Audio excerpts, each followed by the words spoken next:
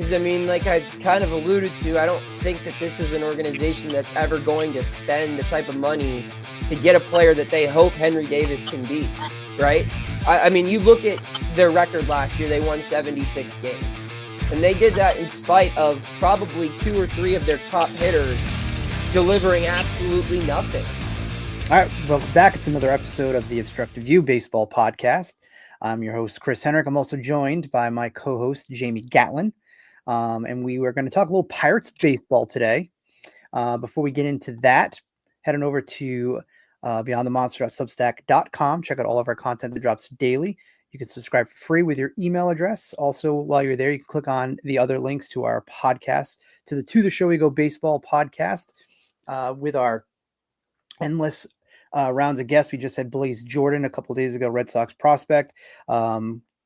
Woo Sox skipper Chad Tracy was on the podcast. We have other episodes that'll be dropping, a full library that'll take us all the way through, and I think past Thanksgiving. So lots of really good content. Hit the like and subscribe button while you're over there. And also you can check out the Obstructed View Baseball Podcast. Our latest was with Red Sox pitching prospect Danny Kerwin. That is available today. On today's episode, we're going to talk, like I said before, a little Pirates baseball. We're going to mix it up. We're going to start to venture a little outside of Boston and New England. And we're going to talk to Noah Hiles, who is with the Pittsburgh Post-Gazette. So before we get started, how's your off season going? Going well. I mean, I would say it's going well. I will say I'm not used to having this much free time. Prior to covering Major League Baseball, I covered college athletics, and the offseason there's the summer. So I would just spend my offseason covering recruiting, golfing, and going to baseball games. But now that I can't go to baseball games and I can't really golf anymore, I'm just sitting around the house driving my girlfriend insane. So yeah, I'm just itching to get back after it a little bit. Excited for this, the moves to start churning and maybe have some stuff to write about. But overall, I've enjoyed the downtime, and it's been good. You obviously cover baseball, but you Steelers fan, being out in that area? Oh yeah. Here. Yeah, Steelers have been fun. I've got out to a game. And that is one thing that's nice, is this is the first fall where I have not had to cover or play football on a weekend since I was 8 years old. So that's a nice thing to have. Yeah. So I want to start off talking about pitching. Obviously, with Skenes and Jones, the Pirates made headlines with that last year. But if you look at their system, as you have guys like Bubba Chandler, Thomas Harrington, Braxton Ashcraft, Michael Kennedy. I mean, there's like 10 guys you can name. What has been your impressions of just kind of that pipeline that Sherrington's built, and just some of those guys in the system that are getting closer to the majors? Yeah, I mean, I think part of it is, having a lot of high draft picks. When you're rebuilding, you're picking early, and you have access to these things. But I mean, to their credit, they've got a lot right. There are guys in the system who don't necessarily get a lot of shine. Guys in their front office or their development staff. A guy like Dewey Robinson should be talked about a lot more. He has a history with Tampa Bay, helped develop a lot of their pitching like a decade ago, and now he's on in Pittsburgh, and you can feel his impact. John Hopper is another name that has done a tremendous job. I think they identify what they do well. Two-seam slider, that's the recipe, and it's working. You're seeing guys with nasty sliders develop quickly. Like Jared Jones is a perfect example. I mean, you could point out Skenes, but I don't think really anyone had to do much with him. I'm not saying the Pirates haven't improved him, but I'm just saying, like, that's a talent that pretty much anyone in Major League Baseball can see. All right, yeah, here's how we're going to get the best out of him. But guys like Jones that they developed, Luis Ortiz is a development win, in my opinion. They got the most out of Bailey Falter this year, and I think he can even be better next year. And then you point out the farm system. I mean, it's loaded. The AAA guys obviously stand out, but guys like Hunter Barco, Carlson Reed had a really good year in high A. I think, like I mentioned earlier, they identify what they know how to coach very well. If they see certain stuff that they're familiar with and they know they can develop, they can turn them into, efficient pitchers. And they have a lot of that right now. The other side of it is not great. They haven't done great at developing offense at all, but the pitching side, I mean, you could argue, I don't know an organization that has more pitching from top to the very bottom than Pittsburgh right now. Yeah, I was impressed last year. Just I felt like every time I went on social media, those guys, Christian Curtis, another one that comes to mind, Ulyth. It seemed like every week there's a different Pirates pitcher winning an award or just getting highlighted. Yeah. I mean, they're loaded, and that's probably going to be, if they do make the playoffs eventually with this regime, that's going to play the primary factor, and not just through production, but those are trade chips. I mean, you guys talk about Boston. Obviously, they offloaded a pitching guy, a former first-round pick, Quinn Priester, this past deadline, and I expect them to do more of that, to start trading away these guys in AA and single A, or maybe even if they want to get aggressive, some of their high-ranked guys in AAA this offseason, just because, I mean, like I said, the hitting hasn't necessarily matched the development progress that pitching has. So they're going to have to start evening that out. And when you have a recipe that will allow you to continue churning out these guys, which I think they have, you should be able to do that successfully. Yeah. What are your opinions on Yorke? Because I was just going to ask if Chris. Let me jump in. Hang on. I want to ask you about like the pitching, because Cherington obviously was in Boston at one point, and Boston's never been known for an organization that can develop pitching. Now, and during his time with the Sox, it was more positional player. Right. On the flip side, though, Pittsburgh, and I'm looking at MLB pipeline right now. I mean, it's loaded. Yeah. There's like, I think 7 of the top 12 are pitchers. They were able to, like you said, position of strength, go from Priester, trade Priester for Nick Yorke. Why do you think that they've struggled then? Maybe struggle is not the right word, but why do you think Pittsburgh hasn't really developed much from a hitting standpoint versus the pitching side of it? That's a good question. And if I could answer that, or if anyone in Pittsburgh could answer that, I think I wouldn't be, writing for the Post-Gazette. I think I'd be working for the Pirates right now. I think part of it's been buy-in. I mean, they're now on their 3rd hitting coach under this regime. So I think lack of continuity has hurt them. And another part of it is I think that too often they've tried to mold everyone into one specific approach. They would claim that that's not the case, but if you look at the numbers, if you watch the games, and if you talk to them long enough, they kind of unintentionally admit that that's what they're doing. And I think that the key here, and especially in today's game, you've got to coach individuals, right? Rather than a collective strategy. This isn't Army football. You're not teaching them how to run the veer option. If you have O'Neal Cruz, his approach at the plate should not be the same as Jared Triolo, right? And you've got to figure out a way to connect with those guys where maybe they did have individualized plans, but I don't know if the buy-in was there. And I think a lot of these guys might have trusted their external help, the guys they work with in the off season and they keep tabs with during the season. There might have been conflicting messaging there. And I don't know if they did the best job organizationally of collaboratively working together and saying, okay, this about this guy. We know this about him. Let's figure out a plan that you can work on in the off season and we can work at during the season that gets the best results. And so I think that's the challenge, is finding a way to highlight each individual's strengths, put them in the best situation for each matchup, each at bat, each situation, and getting them to buy in and trust you.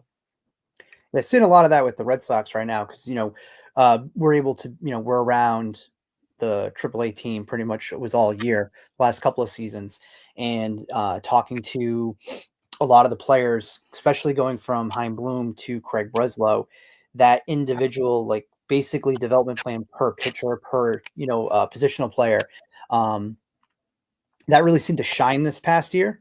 And you're starting to see a lot of those, results start happening for a lot of the guys. One of the guys in particular was Quinn Priester. When they first acquired Quinn, I wasn't a fan of the trade. It had nothing to do with Quinn Priester himself. It had just more of the fact that up in this area for the last handful of years, all you heard was Red Sox are loaded with prospects. They're going to have to trade from that surplus, and that surplus should net you something to help the big league club right now. That didn't really happen with Nick Yorke. Priester had his first start, got his head kicked in. He didn't really look so great in that first start. But from that point to the end of the season, not being obviously able to see him to the level like you'd be able to see him and others who cover the Pirates, but really got to see why he was ranked the way that he was ranked at one point, why people raved about him. I was just blown away with just, his level of commitment. Like I said in the last couple of podcasts, we talked about Quinn Priester, him just walking around the locker room. He's got his protein shakes in both hands. He's adding his weight on there. He's focusing on adding the velo. It was like he bought in super quickly. So it is kind of curious because you're saying that there may not be that buy-in, that change of scenery he brought in right away. It's just interesting to see how other organizations are prioritizing certain things and being able to kind of see it firsthand, Yeah. I mean, it's also on the individual, some guys, they get off on the wrong foot and they know, they might have the mentality of as soon as I can get out of here, I want out of here. And that's not just specific to Pittsburgh. That's with a lot of places where, something might happen early in the development, or they maybe wait too long to promote them to a certain level, or they just have an organizational disagreement, or someone connected to their early development in high school might have something bad to say about a guy in the farm system who's running the show or something like that. And it's just different everywhere. But yeah, for here, it's interesting, man. And it's also worth pointing out that like this was a current regime that was developed in the midst of a pandemic. I think that kind of put them in a tough spot where if you look, they've made a lot of big decisions. First overall picks, hires for the front office, for when probably finances were at an all-time low, where communication was probably more challenging than ever. And you had a lot of limited information compared to what you previously had. Now, those aren't excuses anymore, right? But I think we might see a little bit of a ripple effect from that, where, if you look at a team who rebuilded a little bit before the pandemic, right? The Orioles or someone like that, they were able to get it rolling a little earlier. And I think, and I'm not making excuses for them. Again, like everyone else had to go through those obstacles too, right? But when you're a team that's already kind of disadvantaged by finances and just other things, any type of other disadvantage hits you a little harder. So yeah, and that just kind of snowballed into guys maybe having a problem with buying in some areas. Yeah, it's like the Pirates almost seem like they have to hit more home runs, and not in the respect of hitting a home run like out of the park, but like they with the players they develop. Because even like quickly you were talking about like just saying, the first round picks or first overall picks, you got a guy like Henry Davis, who 2 years at the big league level doesn't really look like the guy that they drafted. No. What do you think that might be? What do you think coming into this season, like the expectation should be for him? I don't think it's something you want to necessarily cash in on and give up on. Cause you see it with the Tigers, like Torkelson is another one that was a low starter. Yep. But do you get a sense that the Pirates think that he's someone that can still be a cornerstone that they can build with? They're going to need him to be. Because, like I've kind of alluded to, I don't think that this is an organization that's ever going to spend the type of money to get a player that they hope Henry Davis can be, right? You look at their record last year, they won 76 games. And they did that in spite of probably 2 or 3 of their top hitters delivering absolutely nothing. They expected Henry Davis to hit 20 home runs. They expected Jack Sawinski to hit 25 to 30 home runs. They expected Ke'Bryan Hayes to be a 5-WAR player to probably hit 15 to 20 home runs. So you add up that collective total, that's a trio that they probably were banking on 70 home runs from. And they got less than 10 from that group, right? So that's a problem. And each one of them has their own shortcomings. Some of them regressed. Some of them regressed due to injury. Some of them just aren't completely developed. In Davis's case, the league figured him out pretty quickly. It's easy. He's a very, very dependent on, pulling the ball down the left field line. And that's easier to do in the minor leagues when the pitching is inferior. But when you have more information and you have more skilled pitching at the game's highest level, they're going to put you in uncomfortable spots, and then you lose confidence. Then you're up there guessing and you're chasing. And I mean, you look at some of the heat maps for that guy this past year. I mean, it was bad. He had I think his lowest run value in the strike zone was middle. So he was lost. And I think that part of his struggle also came down to the fact that, in 23, they promoted him as an outfielder, a position he really never played before. He struggled there in the field. And then Endy Rodriguez gets Tommy John surgery. So they basically tell him, look, you're going to be our opening day catcher. So he spent all offseason working to get better defensively, a constant knock to his game, even going back to the college level. And he got better defensively. But I think that attention to defense took away from offense.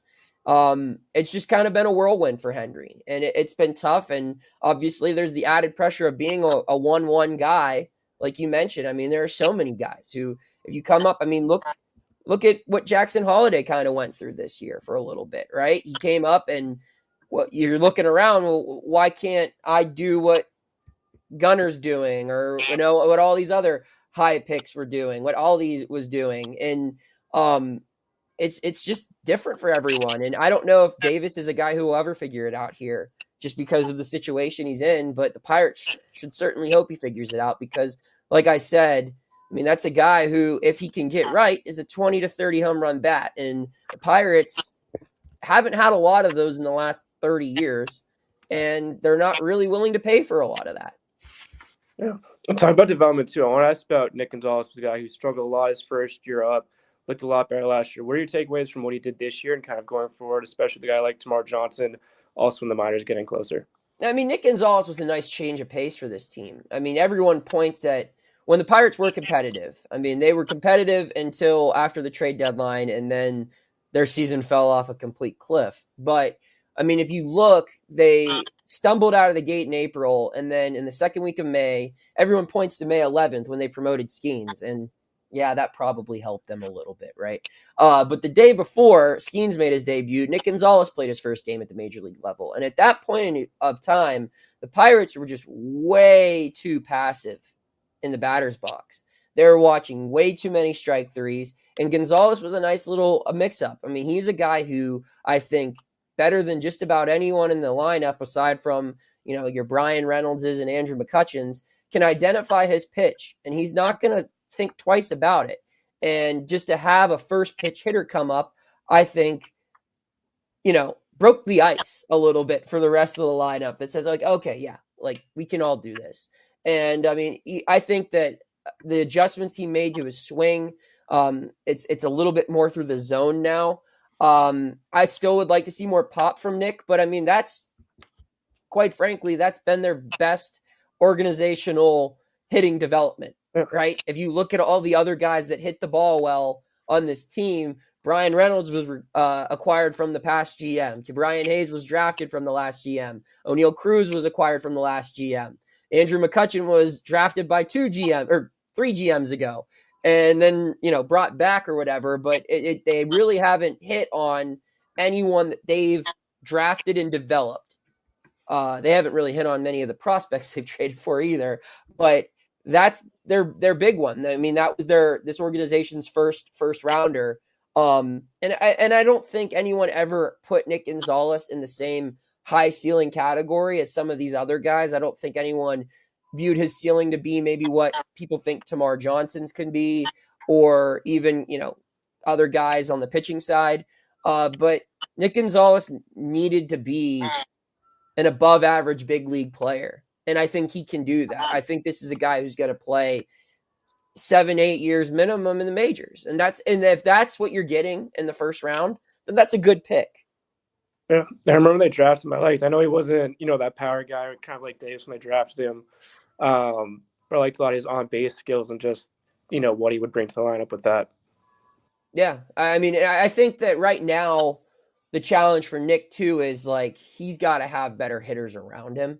There was a lot of games in the back end, or even in the majority, they have him hitting fifth. Sometimes in the cleanup spot.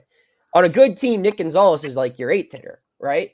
He's a guy who can have, I think his ceiling might be like a 115 weighted runs created plus or OPS plus, depending on which, baseball website you subscribe to for your information. But yeah, I think there is some ceiling there. I think he can be an average defender.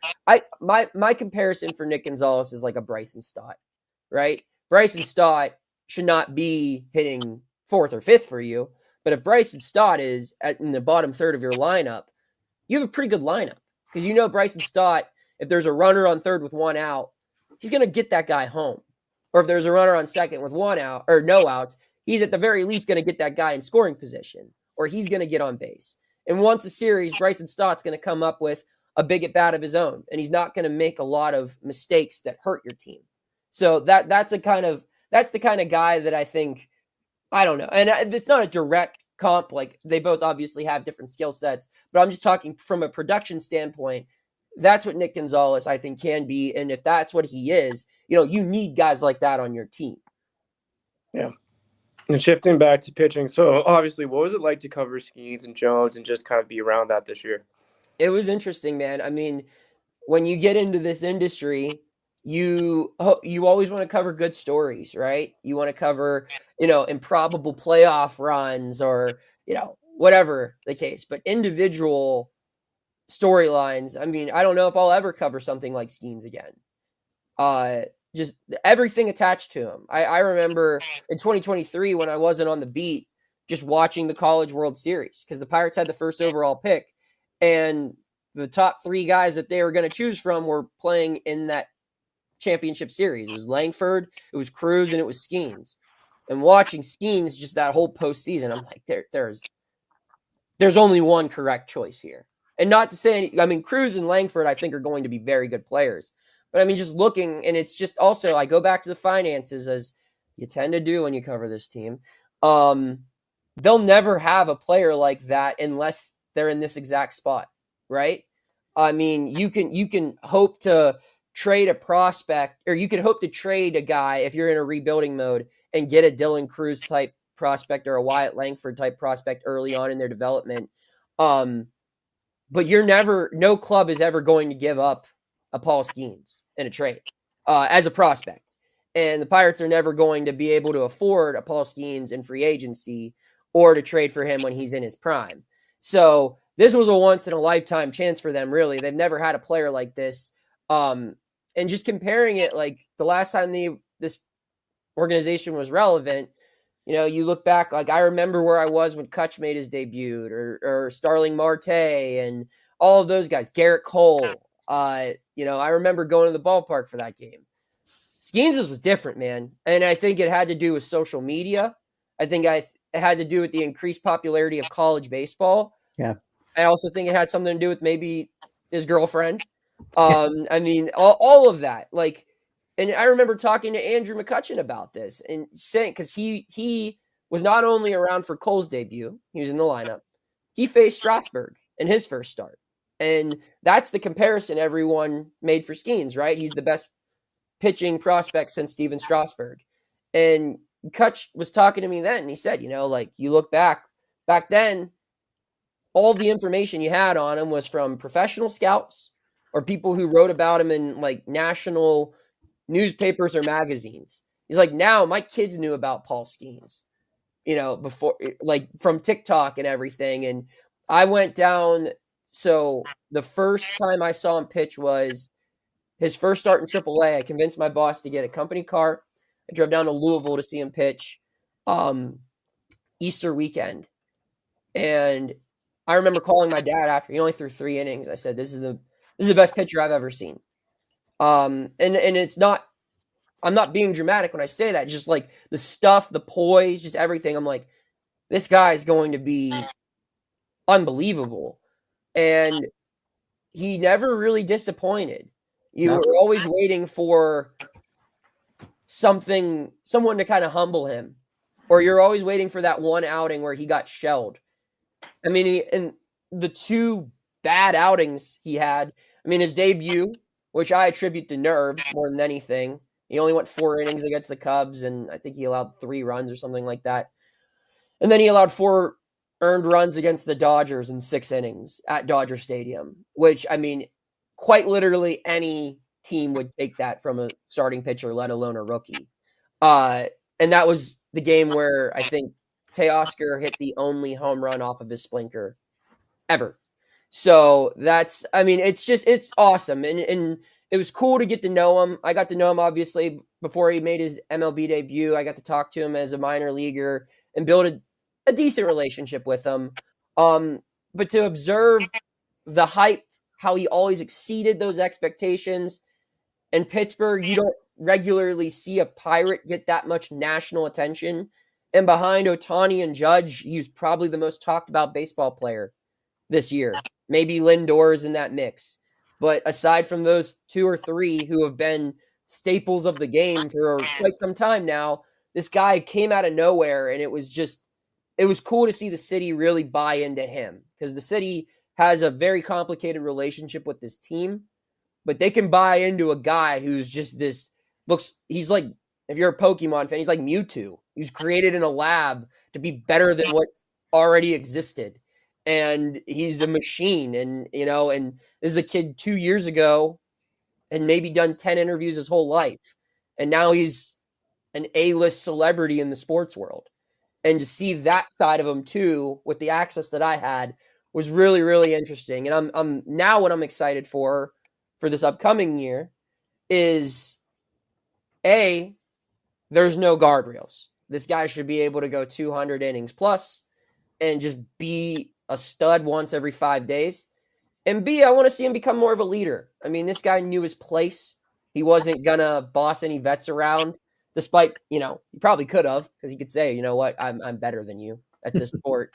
And he wouldn't have been wrong. But I think you're going to see a little bit more leadership from him this year.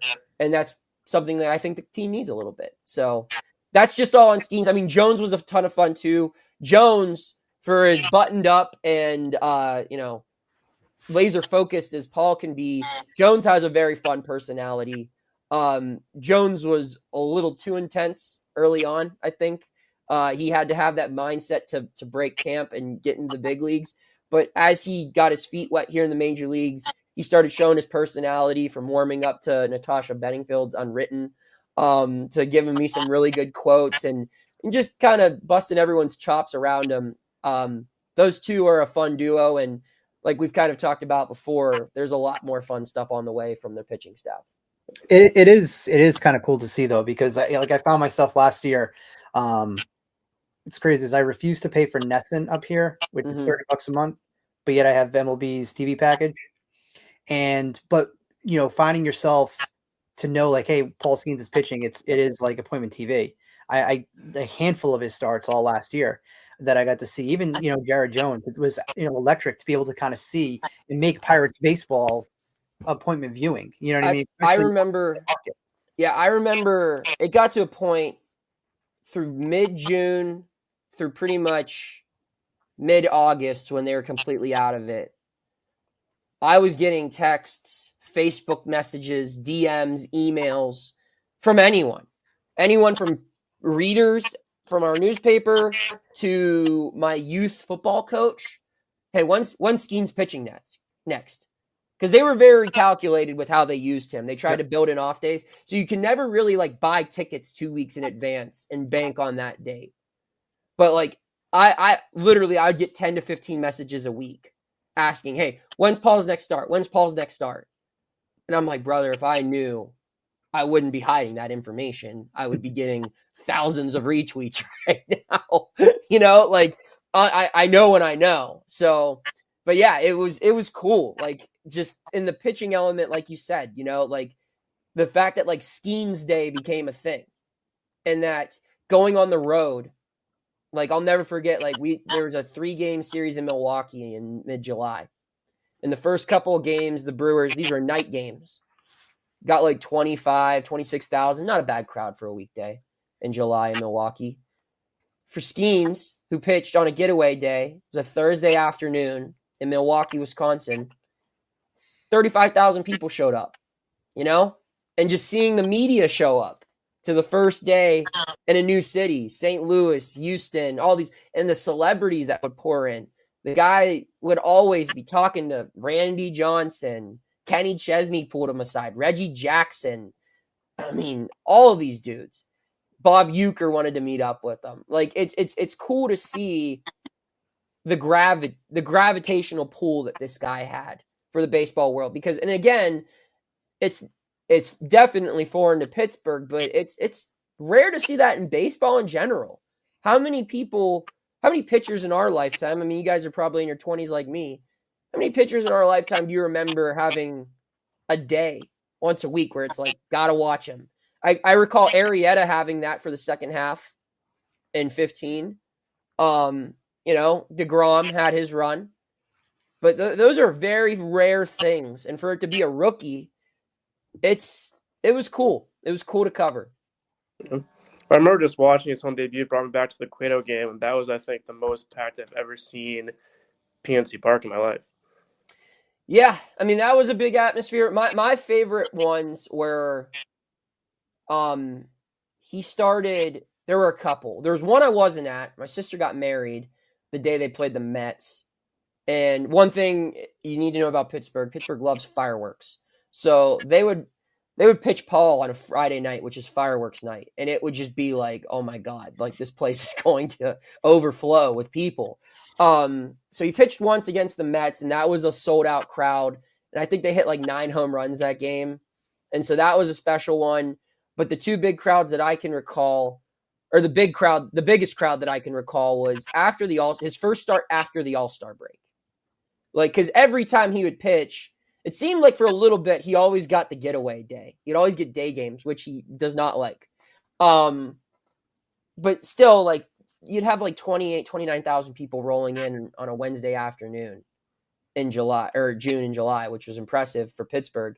But the big one that I remember as far as attendance goes was his first start after the All-Star break. The Pirates won, I think, 5 straight to get to 500 at the break. They come out of the break and they take 2 or 3 from the Phillies. And now people in the city are like, okay, this is something we can invest in. They take 2 or 3 for the Phillies, and then they have the Cardinals coming into town, and the 3 guys they have scheduled to pitch, the first 2 were Keller and Skenes. And that's where I think Pittsburgh fans saw the vision, where it's like, oh, we're going to have an advantage over our competition for the first time in a while. And they beat the Cardinals with Keller that day, so it had been 6 in a row, their longest winning streak of the season. And then you get Skenes out there for the next game, and that crowd was packed. It was like a Tuesday night, and he talked about this after he won Rookie of the Year. That was the game, his first game ever pitching into the 9th inning. And the pop from the crowd when he came out for the 9th, the score was tied 1-1. And the crowd's reaction when he ran out of the dugout was, as someone who grew up in this area, who's gone to hundreds of Pirates games before I was getting paid to go to them, it was special. I mean, I don't root for the team anymore, but I do have a connection with Pittsburgh baseball fans. I mean, my dad is a diehard fan. He goes to 20 games a year. All of his brothers, all of my friends, and there haven't been many moments for this organization in my lifetime. I turned 30 in March, that have given Pittsburghers a reason to cheer that loud in a packed stadium. And one guy kind of did that. And that was really, really cool. And he talked about that after he won Rookie of the Year, saying, like, that's what winning looks like. The energy in the ballpark, the attitude in the dugout, me getting back out there for the 9th inning, because this is a big game over a team who they were tied with in the wild card standings at the time, a divisional rival. I mean, that was probably my biggest, my favorite moment as far as a crowd reaction goes, because that was cool. Do you have? I have a couple rapid fire ones before. Sorry, I've been so long winded with these. No, it's so good. They're perfect. I've been waiting to talk baseball with people, man. I'm just cooped up here in my office watching. I've told Chris it's in our group chat. It's 4 of us are all Red Sox fans. I'm the only one that has any with the Pirates or have been following them. Mm-hmm. So to get a Pirates beat writer was exciting, especially to go through the prospects. After just watching Bubba highlights, or kind of just talked about that with myself. Yeah. Well, I mean, I keep saying, Jamie, I'm not my Red Sox fandom is not the same, similar to what you said, because when you're around these players, and you're at Polo Park or you're credentialed at Fenway, it's just not the same anymore. You know what I mean? Like last couple of years, it's more of, you kind of hit it on the head earlier, we're talking about getting to build that relationship with Skenes when he was in the minors and other players in the minors. Like that's, to me, more beneficial. Like that's what I actually appreciate out of doing like content and covering, the Red Sox, whether it's the big league club or the minor league club.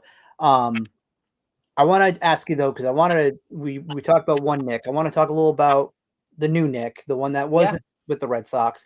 What was your first initial thoughts of the trade? And then what were your thoughts of Nick Yorke in general, getting to see him? He played 11 games with Pittsburgh, but what's your takeaways of Nick? First off, great guy to talk to. I don't know if you guys have had the chance to interact with him. I really enjoyed having conversations with Nick Yorke and his family. Good people. But yeah, I like where their head was at. I mean, the deadline didn't work out for the Pirates well at all when you look at who they acquired. I mean, IKF didn't have the best offensive numbers in Pittsburgh. I mean, and Beeks and De La Cruz were absolutely terrible. But the prospects they acquired, I think they made a smart move, recognizing that it's time to start building a little bit more organizational depth with position players. And, realizing that, hey, if we have a Nick Yorke and a Billy Cook who can be our 10 and 11 guys on the bench next year, that's money we don't have to spend in arbitration or on, a $1 to $3 million utility guy. We can put that toward everyday players. We can add that to our budget, I guess. So I like that from just that overall standpoint. And it helps to just, clearly something's going wrong with the development from early on to the final stages, right? So why not get guys from organizations that have developed guys better, right? The Red Sox have developed better hitting than the Pirates. For, as scorned and scarred as Red Sox claim to be with their 5 World Series championships since 2004, they've had a better track record at developing guys who are productive major league players, right? And the Orioles, I mean, look at their development success in the last decade now. It's a reason to say, you know what? Yeah, you're not probably going to get, their top guys, but even their mid-tier guys are probably going to stand out a little bit more than our mid-tier guys. And it's just building depth in areas where you're trading your surplus of depth for depth in areas that you are kind of lacking in. So I like the move with Nick Yorke. I don't know if he'll ever be a full-time position guy. Like, I don't know if Nick Yorke will ever be able to say, right field's my spot, second base is my spot. But I think Nick Yorke can have a solid major league career. And again, you look at some of these teams that go far in the playoffs, it's not like you have a guy playing 150 games at every position anymore. Those days of baseball don't necessarily exist. You have 4 or 5 of them maybe in your roster, but then you have guys who might play 120 games at 3 different positions. And I think the Pirates are embracing the idea of having a surplus of those players. There's a whole bunch of, in their mind, I think 1 to 2 WAR guys who can play at 4 or 5 different spots in the field. So you can plug and play and have a lineup that even on your getaway day or your Sunday lineup where you're not trotting out 4 easy outs. You have at the very worst average hitters and proficient fielders. And that's what I think they saw in Yorke. Yeah, him playing the outfield is relatively newer, I think. Right. Obviously played a lot of it at Portland. He really started more so last year. You look at, the Red Sox, they from infield prospect guys with Christian Campbell, obviously with Marcelo Meyer. Yep. There's a logjam. Chase Mydroth is there as well. So there's a logjam. So definitely made sense. But he was definitely, when he got to Worcester last year, it was almost like a something unlocked in him. Like it just was, he got out of, I think getting the promotion from Portland was huge. I think them getting him away from the top prospects for a little bit. Yep. It was a short period of time where I think they came up after he was traded. Yeah, because the Sox didn't move up Anthony and all those other guys till later on. But it definitely, he benefited from that. But, to your point, though, super nice kid to talk to. So definitely rooting for him. Hopefully flourishes out there in Pittsburgh and gets the opportunity to play every day, or relatively every day. I do have one that I'm curious about, and it's do you think that the closer is going to get tendered? Do you think he's going to get traded, or the former closer Bednar? Do you think? Yeah. Do you think something's going to happen with him to where he's showing up in spring training next season, or do you think the Pirates are going to pull the trigger on that? Because that's a guy that had a ton of trade value years ago. Injuries, other things like that, depreciated that value a little bit. But do you see them tendering him? No. Or, I mean, yes, I expect him to be. Yes, I don't think he will be non-tendered. So, yes, he will be tendered. Whole bunch of word salad there on my end. My apologies. No, but I mean, I think Bednar has earned the benefit of the doubt. If you look at his career here in Pittsburgh, I mean, prior to this past season, he was, I think, one of maybe the top 5 best relievers in baseball. When you look at his numbers, obviously that gets buried because of the team he plays for, but he was really good for a really long time. The stuff's still there. The command was off for a year. And I think that injuries put him in a spot where he kind of struggled. And then when you're a reliever, if you're not pitching with confidence, if you're not trusting your body, or if you're just, you got rocked one too many times and now you're doubting yourself, things can snowball out of control. I look at Bednar as a guy. There are a couple relievers in this situation who are really going to benefit from having Strom in the coaching room now. Everyone talked about when they hired Strom that, he's going to make Skenes even better. And yeah, he will. But again, Skenes is going to be Skenes regardless in a way. But it's the guys, and you could even talk about the other starters too who are going to benefit from this. But Pirates' pitching weakness last year was bullpen depth. And you saw so many guys who have stuff, but not being able to be consistent with it. And Bednar, I mean, that shouldn't be a ton of work. It's just getting him back to where he was. So I think he's earned what he's going to make in arbitration.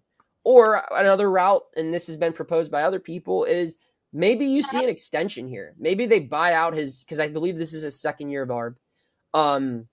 Maybe they buy out that final year of ARB. And you just sign him to a 2-year, $12 million deal. And they say, we believe in you. We want you to be a Pittsburgh Pirate. Because I also just don't see them trading him right now, because this isn't an organization who likes to sell at low values. So I think they definitely want to buy in on him, and potentially maybe if he does well this year, trade him in the next offseason. But yeah, I just don't think they have so much to fix in that bullpen already. They don't have one left-handed reliever aside from Joey Wentz on their active roster right now. And they only have one left-handed starter too. So they need to load up on some southpaws. They need to build depth, and they're really just not in a position to give up on a guy who has been an all-star 2 of the last 3 seasons. Yeah. What are your thoughts on 2 guys that stood out to me out of the struggles they had this year? Kyle Nicholas and Carmen Majinski, probably butchered his name. But what do you think about what they showed last year, especially Nichols? I know his first appearance in the majors, he got creamed by the Cubs. But he did have some stretches last year when he was really good. Yeah, I like both of them a lot. I mean, Kyle has stuff. I think if there is one person who can experience the most growth from Strom, it's Nicholas.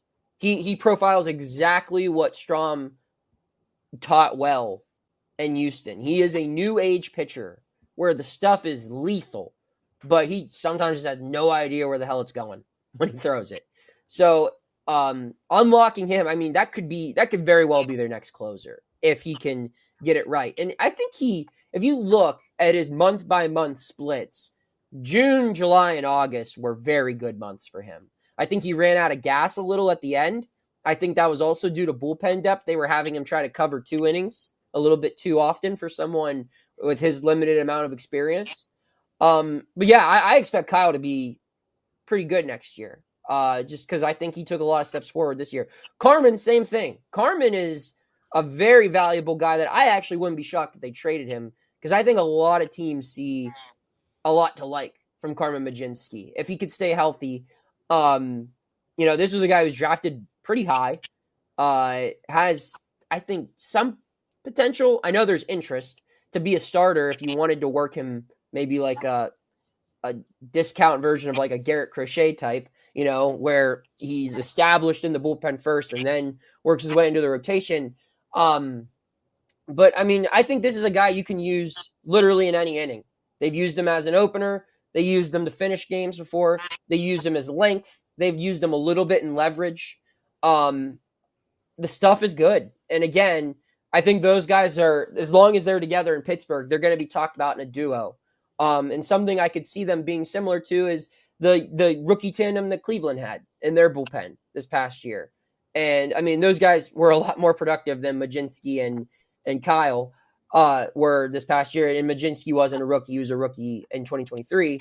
But just as a young kind of under the radar duo that's costing you little to no money at all. Because normally when you think bullpen and you think leverage, you think experience, right? You think of guys who have been doing it for a while.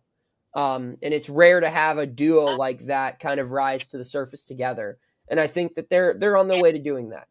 Yeah. And shifting more to your career, I want to know, how did you get into sports writing? Why is that kind of what you've wanted to do as a career? So first things first, I grew up in a very literate family. My father was a preacher growing up, so I saw him speak in front of crowds every Sunday. So public speaking was never something I was shy about. And my mom was an English teacher. So I was always around very well-read, literate people growing up. And I was also around sports fans. My dad, I always refer to him as the quintessential sports consumer. We got multiple newspapers delivered to our house every day. We had Sports Illustrated. He went to see me read in front of my second grade class once, and I didn't read as well as he thought I should have. So we implemented a rule at the Hiles household. Monday, Wednesday, Friday, I had to read something while I was eating my breakfast. Or it was every day, excuse me. Every day I'd read something. Tuesdays and Thursdays was the newspaper.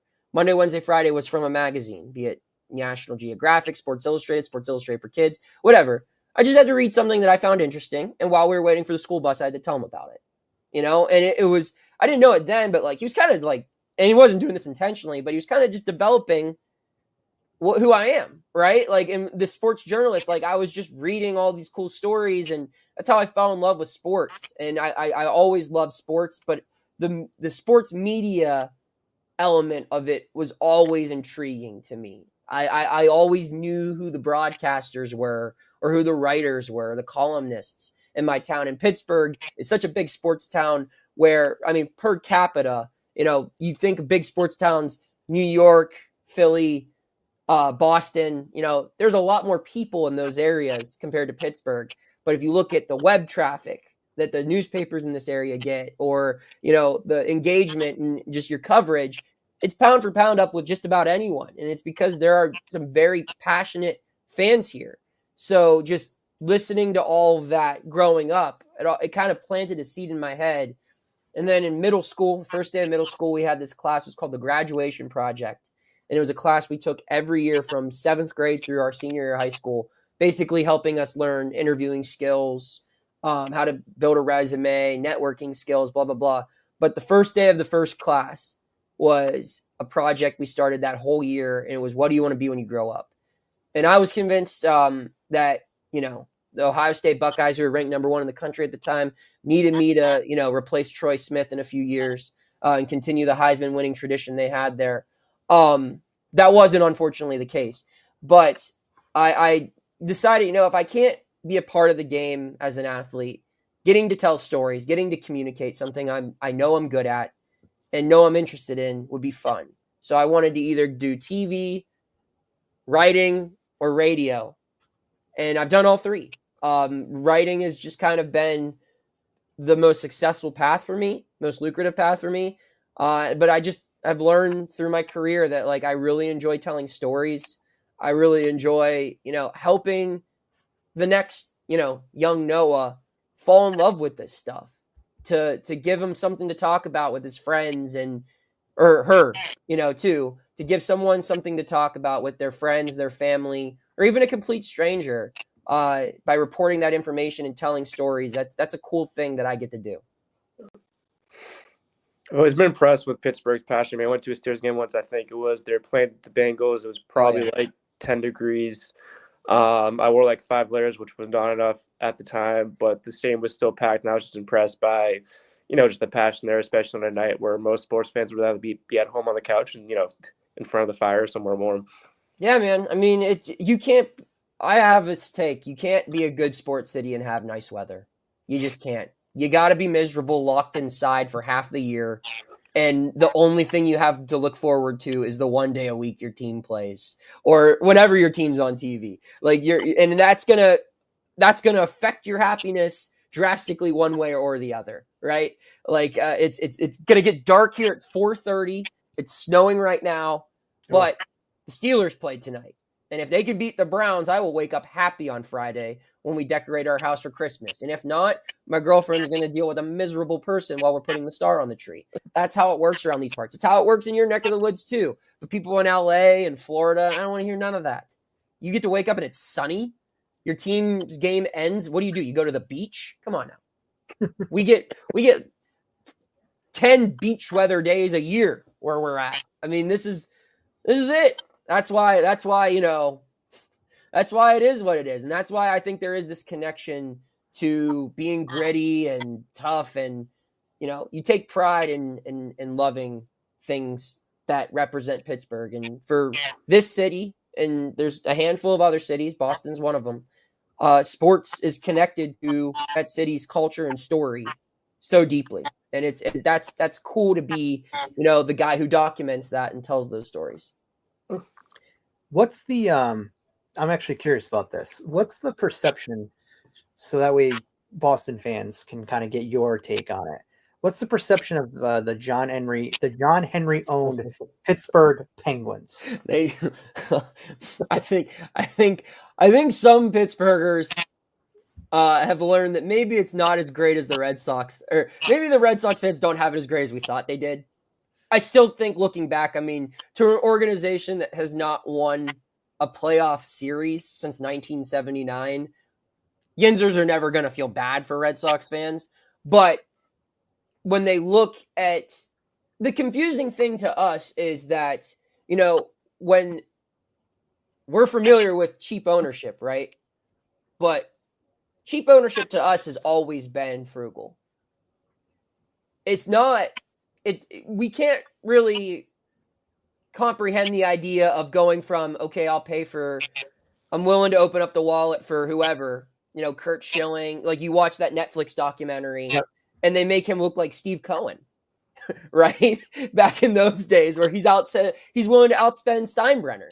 And then you look at the names that they've just let walk in this last decade.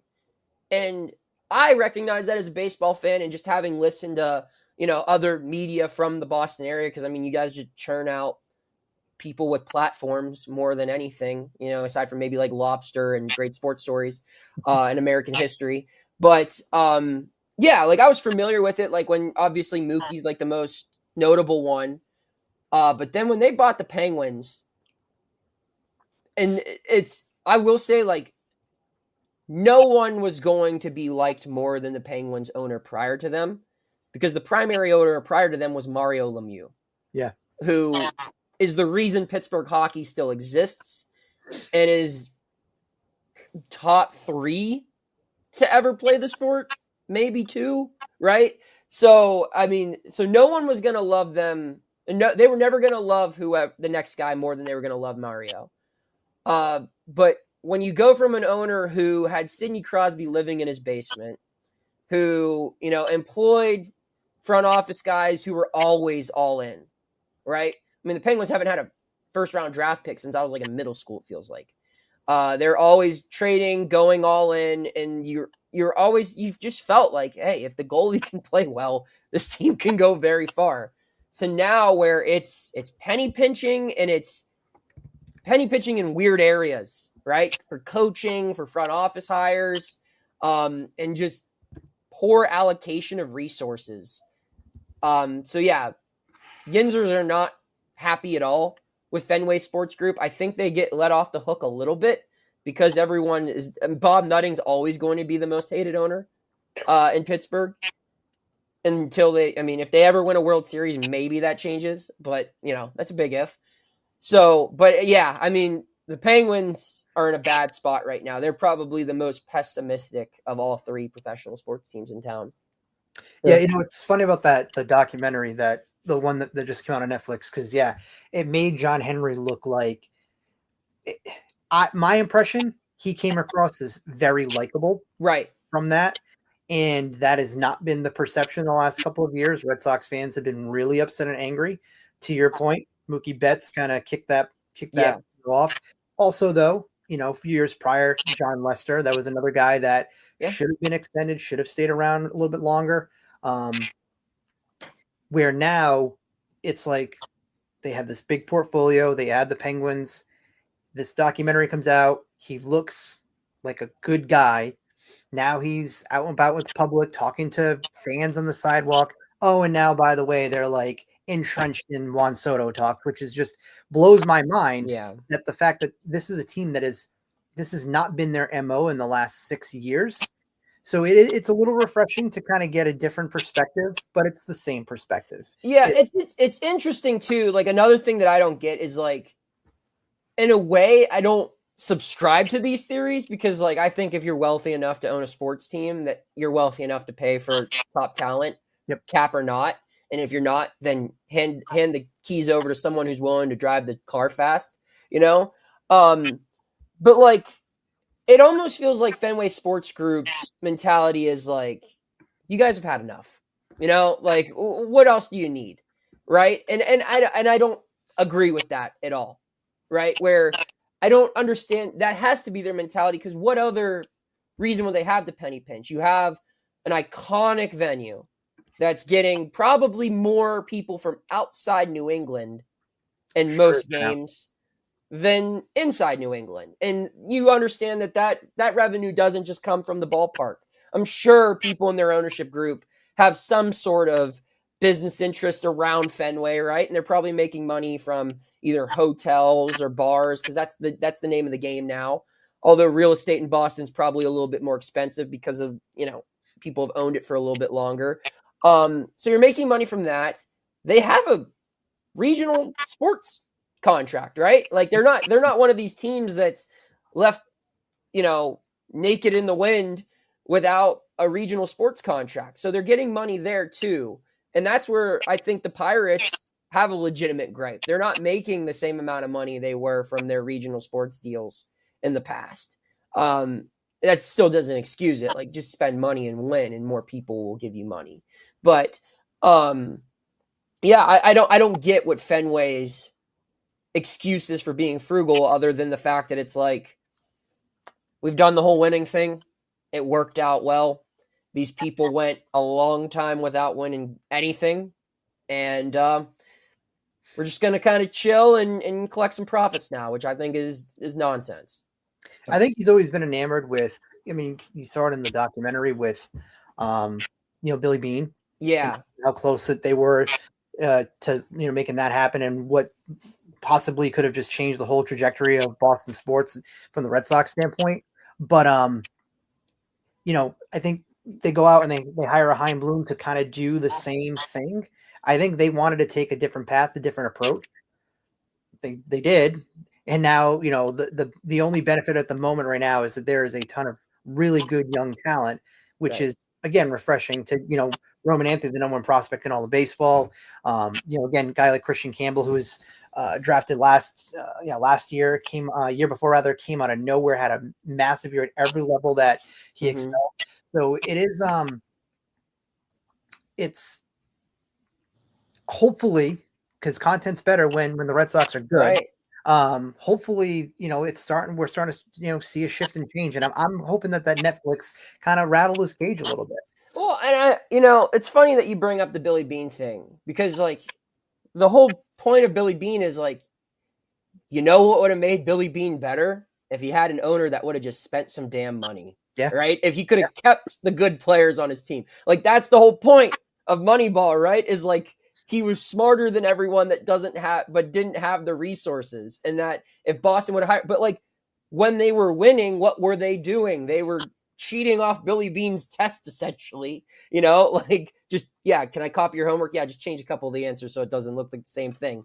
Not that they were doing it illegally. I'm just saying that like they adapted to Billy Bean's line of thinking, and they did it with a checkbook 3 times the size. So like now he wants to go the conservative route, which I don't know. I mean, it might just be an indictment on professional sports as a whole, where your guaranteed route for profit is being conservative and hoping that you catch lightning in a bottle, right? Like, look at the Mets this past year. Yeah.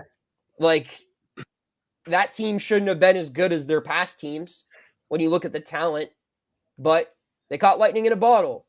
And so if you're looking at that, like what's the value of that roster versus past rosters for them? What's the incentive of spending all that? Why not just you have your couple of franchise cornerstones that are going to sell your jerseys, that are going to go viral with all their excellence, and you'll build a statue about them one day. Those are your superstars. And then it's just a whole bunch of mid around them, and you hope that those guys can come out of nowhere and be great, and you get it at a discount, because that's a lot better avenue toward just getting your revenue share money and your media revenue than spending a ton in free agency and these guys potentially flop and your margins are a little slimmer. So I think that might just be like Fenway Sports Group might just be a microcosm of what's wrong with ownership, or what's wrong from a consumer perspective. I mean, for them, if I could find a business venture where the less I try, the more money I make, I would also do that. Very true. Yeah. I don't think you'd be alone on that one. Yeah. I was wondering too, looking at the Pirates, they won the same amount of games, 2024 as they did the year before, and accounting for some growth to the young guys. Do you think the roster could get to that 500 mark, this year? Obviously, with some additions. Do you think they're that close, or where do you think they are standing? The winter meeting's like a month away. Yeah, I don't think they're far. One, no one's ever out of the NL Central, right? I think the Brewers might be looking to start rebuilding, as crazy as that sounds. They have young pieces, right? But like they're losing Adames. They're probably going to trade, who's their closer? Oh, Williams. Yeah, Devin Williams. Hoskins could be a guy I could see them trying to flip. Those are their big payroll guys, right? St. Louis is on the verge of blowing it up, I think, as well. So your competition is Chicago and Cincinnati, which, I know speaking from a Pittsburgh perspective, you have nothing to stand on.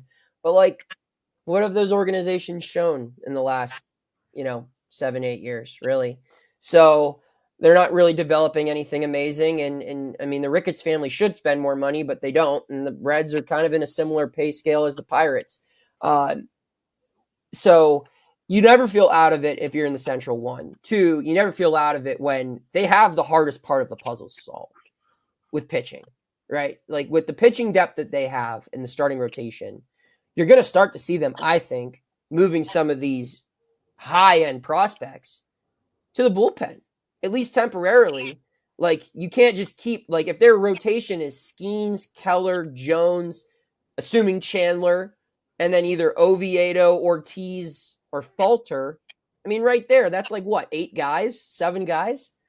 And now you have 2 other guys that are in the top 100 in prospect rankings right now, with Harrington and Ashcraft that are big league ready, and Michael Burrows, who is also another really talented arm who's big league ready. So you're going to see those guys probably navigate to the bullpen temporarily, or at least some of it.